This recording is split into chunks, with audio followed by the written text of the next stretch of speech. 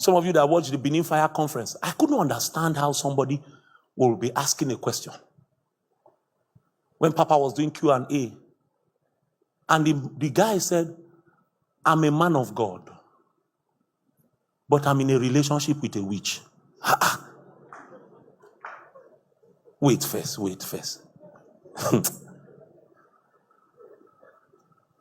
Wait. I'm a man of God, and I'm in a relationship with a witch. How do those two things even be in the same sentence? How did he become so entangled that he needs to ask that question in a conference? How do I leave the relationship, bro? How did he get to the point that you fell in love with a witch? That's the problem. You know, the average Christian, when we are talking about marriage, the only thing they are thinking about is the enjoyment. Say, my wedding day, they don't die. So when they see me,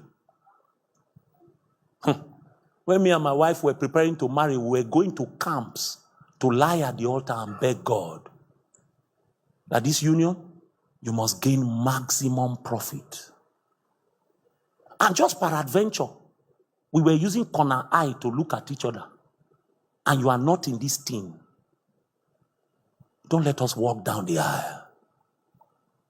Till the last day, we're still telling God, if peradventure, there's an iota of doubt that this is not your will, we don't want it. But now people get into relationship, all they are doing is going to, I don't know the fast foods you have in Makurdi. They sit down, they touch their nose, they say, see your pointed nose.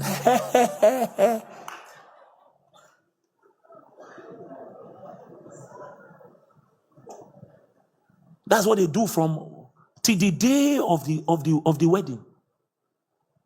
Then the sister enters into marriage without a blueprint. They don't know what God wants to do with the union. I'm on the altar. Call my wife now. She will tell you what I told her about our lives. The season when we will pack our bags and begin to go to villages for crusades. Our calling is on the field.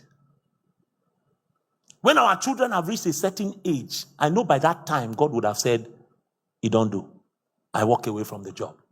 The calling is on the field. The marriage is not so that we will sit in front of TV and say, "Hey, Glorio, we are blessed." It's so that nations will be saved.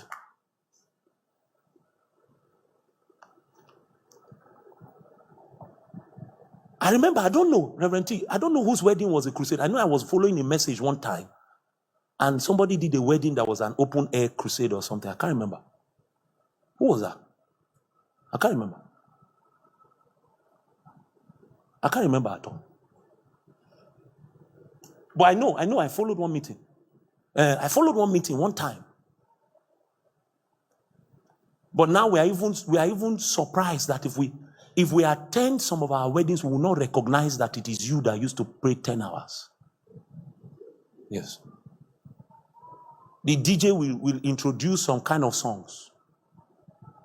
I went to one wedding and I heard the song and I ran to the DJ to say, the person getting married is a man of God. He said, "Now you tell me, ma, play him." I said, "Okay."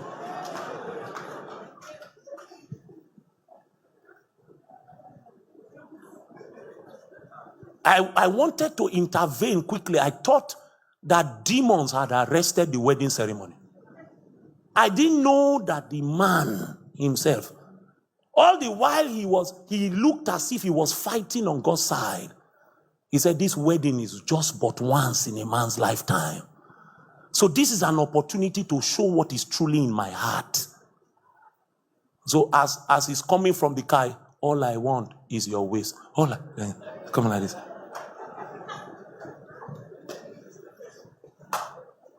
It was an opportunity. The problem is he's entangled. And the consequence of that is that he cannot please the one who has called him. to be a soldier.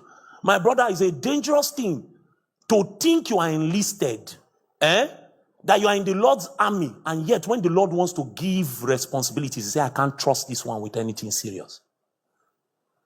So when he's issuing letters of deployment, like he will issue this weekend, sending people to their posts, sending people to go and defend gates, that one will be in the meeting, and yet letters won't be issued.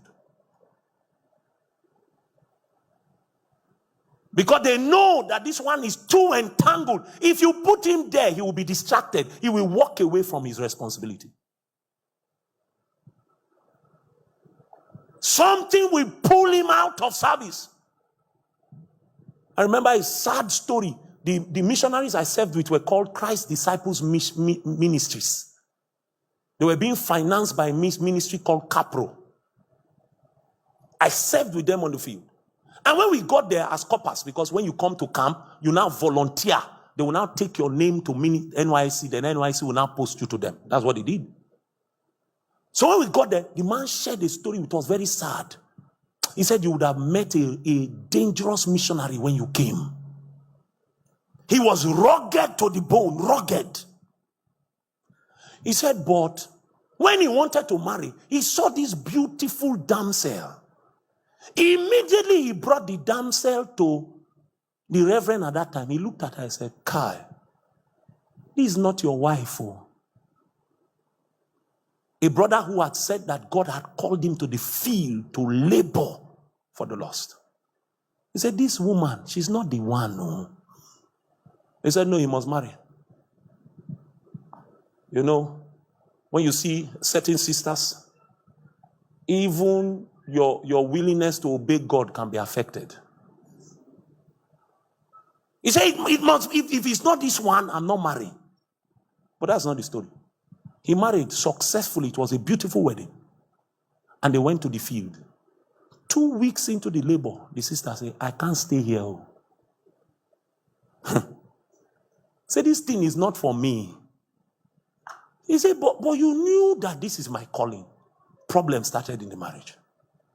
One day he went to look at the villagers. Before he came back, the woman had carried all her things with their baby and left. Came back to her father's house. Then the man was saying, I will labor with the Lord. Then the reverend looked at him and said, go after your wife.